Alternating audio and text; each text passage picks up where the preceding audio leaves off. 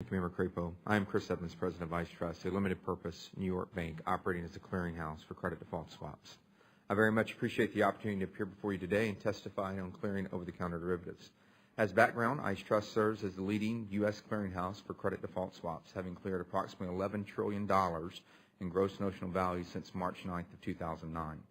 Globally, ICE Trust and our European counterpart have cleared more than $18 trillion in CDS since the financial crisis. ICE's experience in energy and credit derivatives demonstrates that when clearing is offered to a market, the market overwhelmingly chooses to clear its products. Over the next few months, the mandatory clearing and trading provisions of Dodd-Frank should take effect, and market participants will be forced to clear over-the-counter derivatives as a matter of law. While ICE supports the clearing principles of Dodd-Frank, we respectfully submit that the regulators responsible for determining which contracts must be cleared should consider any mandate carefully. ICE believes the best path to meet this goal is to allow clearinghouses and market participants to find the best way to clear markets within defined principles, as opposed to promulgating prescriptive rules. In addition, regulators should make certain unnecessary regulatory hurdles and other impediments are removed. For example, one key regulatory hurdle to clearing is the cooperation between regulators. Many over-the-counter derivatives, especially credit default swaps, have characteristics of securities and commodities. Close regulatory cooperation between the CFTC and the SEC is necessary and required by law in order to make sure market participants have legal certainty, including bankruptcy certainty. This is particularly important in regards to portfolio margining, allowing security-based and commodity-based derivatives to be held in the same account and margined in a holistic manner and subject to a single bankruptcy regime. Historically, the CFTC and the SEC have had little success creating portfolio margining. Without portfolio margin relief for CDS specifically, the unintended regulatory divide will create significant and noticeable setbacks for the implementation of Dodd-Frank. Appropriate regulation of clearinghouses is of utmost importance to the financial system. Pursuant to Dodd-Frank, clearinghouses will be a key part of the efforts to decrease systemic risk in the derivatives markets. In overseeing clearinghouses, regulators must be prudential, understanding their markets, and tailoring regulation to ensure market integrity and consumer protection.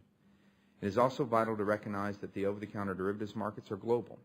The U.S. regulators must work with international regulators from a common set of regulatory principles.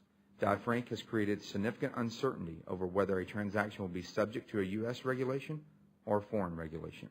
This lack of clarity may begin to have an impact on markets, reducing liquidity, hampering regulatory reform efforts, because market participants are unsure which law apply. Therefore, harmonizing regulatory systems across geographies and giving market participants clarity is of utmost importance. Earlier this month, the CFTC and SEC held a roundtable to hear views on the implementation of Dodd-Frank. As the CFTC and the SEC have come to realize, this legislation cannot take effect all at once. ICE believes that regulators should pursue an aggressive timetable to implement most sections of Dodd-Frank as soon as possible. While Dodd-Frank requires an enormous effort from both market participants and regulators, the cost of uncertainty is much greater. ICE has suggested to regulators they pursue a phased implementation plan. This approach has broad-based support from market participants and should motivate quicker adoption by the industry. Flexibility is central to meeting the implementation goals.